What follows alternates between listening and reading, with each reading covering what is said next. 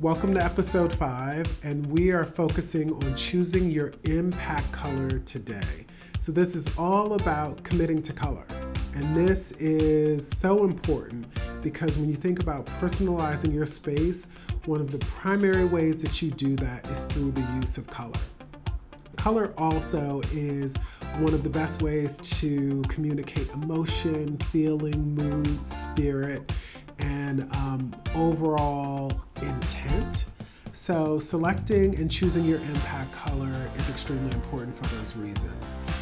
Typically people fall into two categories when it comes to choosing a color. The first one is color shy.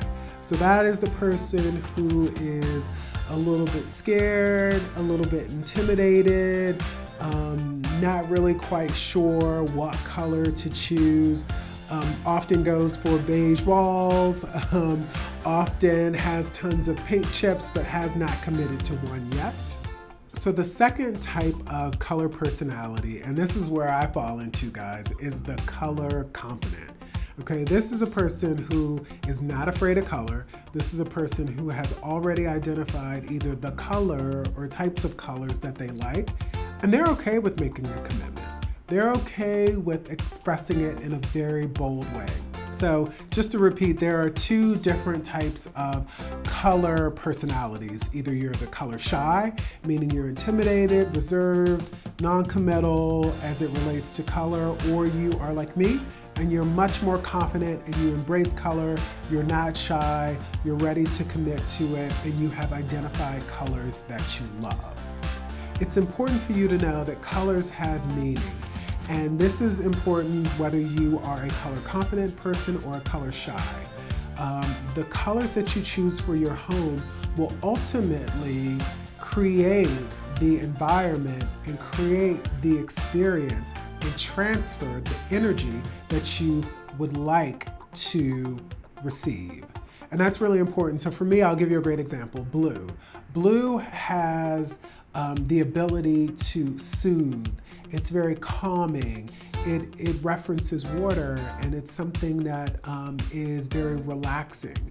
So my color palette in my home often has blue undertones. And the reason why that's so important to me is because I live a very busy life. I travel, I work, I don't sleep as much as I should. But for me, when I come home, it's all about relaxing. I don't need a lot of noise. I don't need to be overstimulated. So blue for me, the meaning of blue, and the reason why it was selected for me is because the emotions that it actually exudes and the energy that it pushes out is all about being cool, calm, and relaxing. Conversely, if you are looking for fun and energy and passion, then red is your color. Red is where you want to go. But if you want to have an environment that is much more regal and plush and sophisticated and elegant, maybe even opulent, purple is the color for you. So those are just a few examples of color and color meaning. But you must know as you're starting to commit to color, and you can't give up on it, guys, you gotta choose a color. When you do choose a color, you need to make sure that that color that you're choosing, that you understand that it does have meaning and it has power and that it has energy. So now that you understand that colors have meaning and you have identified colors that exude or communicate the emotions that you would like to experience in your home, you need to understand complementary colors that actually support or that sit within that color family. This is really important because no one should have a one note, one color, one shade home. You know, too much of a good thing, you know, it's like if you have one lollipop, if you have 50 lollipops, all of a sudden you're sick, right?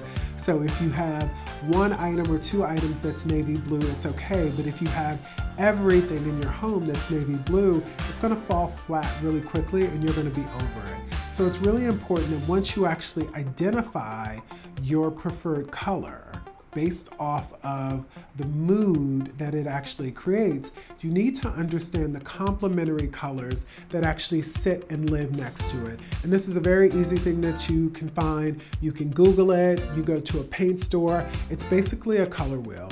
A color wheel has all of the color families in a circle formation, and they've grouped them together by cools, which are typically blues, greens, and purples, to warms, which are yellow, orange, and red, to neutrals, which are blacks, browns, and grays. So once you identify what your color is, then you need to understand what the complementary colors are and where you live in the color family so that you can start to create a harmonious environment.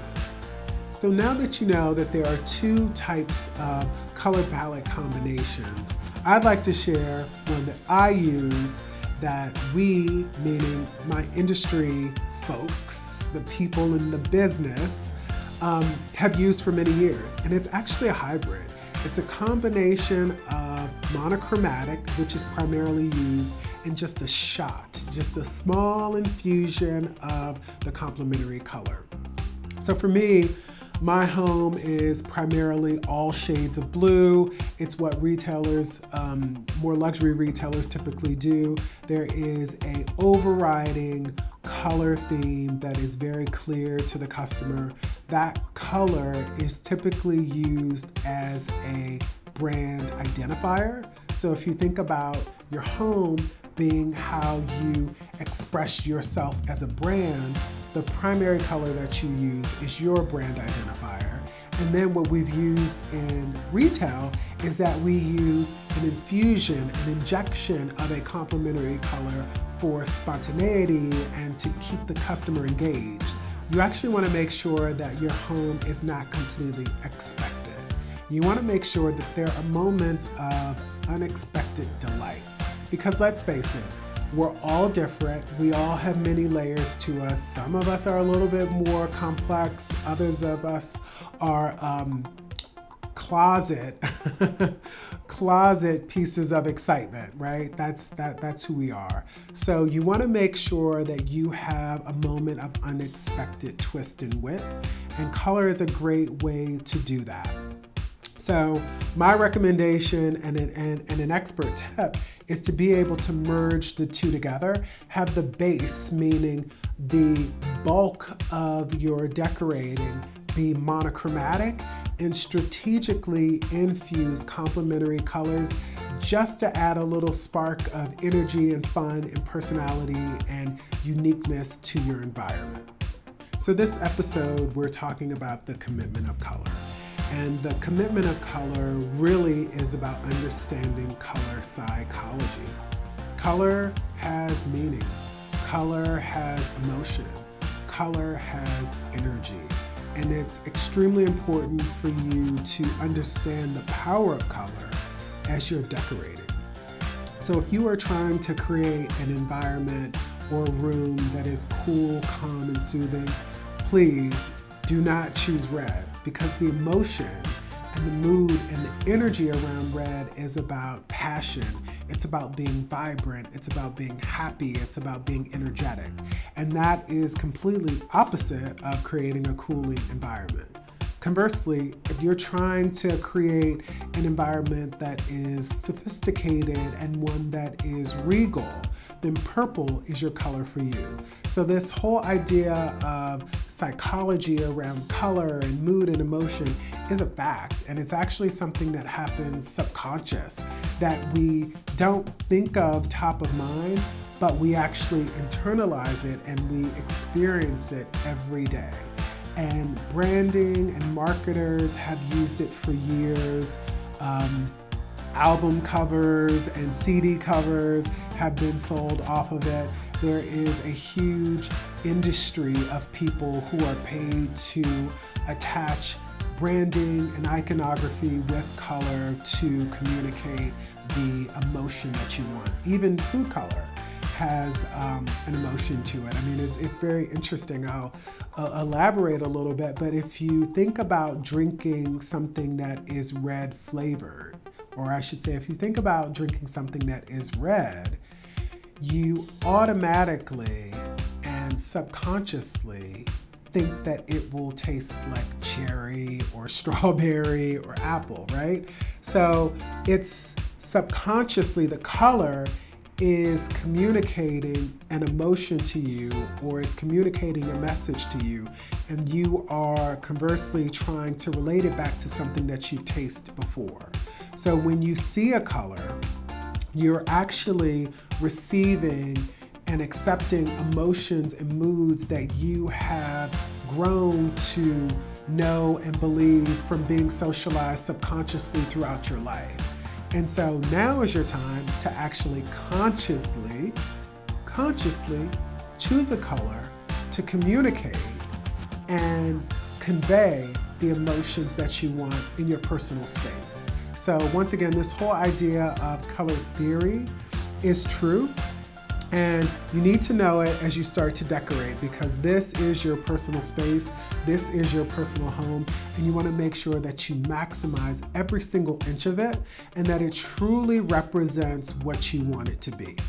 So I have a personal story to tell you, and this is from when I was in my early 20s. It was my first apartment, so excited about it.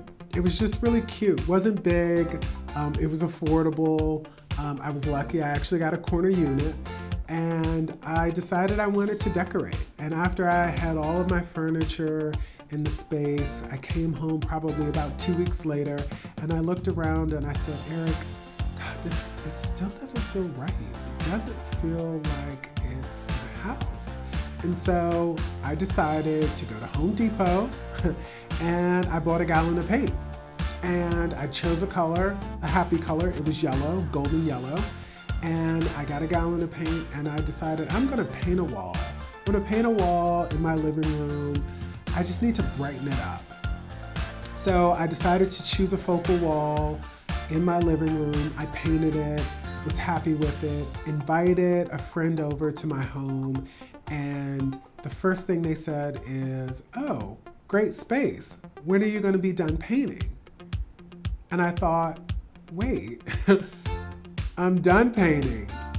And they said, oh, okay, nice job. And what I realized is the whole idea of an accent wall and painting an accent wall, guys, that just doesn't work. So this video is called Commit to Color. Accent walls are a myth that our industry or someone has told you is a good thing to do. They always make a room look unfinished. So when you paint all four sides, all four walls for impact. It definitely takes a half thought or a half phrase and makes it a full thought or a completed sentence. And when you're decorating, you definitely want to finish the sentence, and you want to finish it with a punctuation, and nothing does that like a beautifully painted room.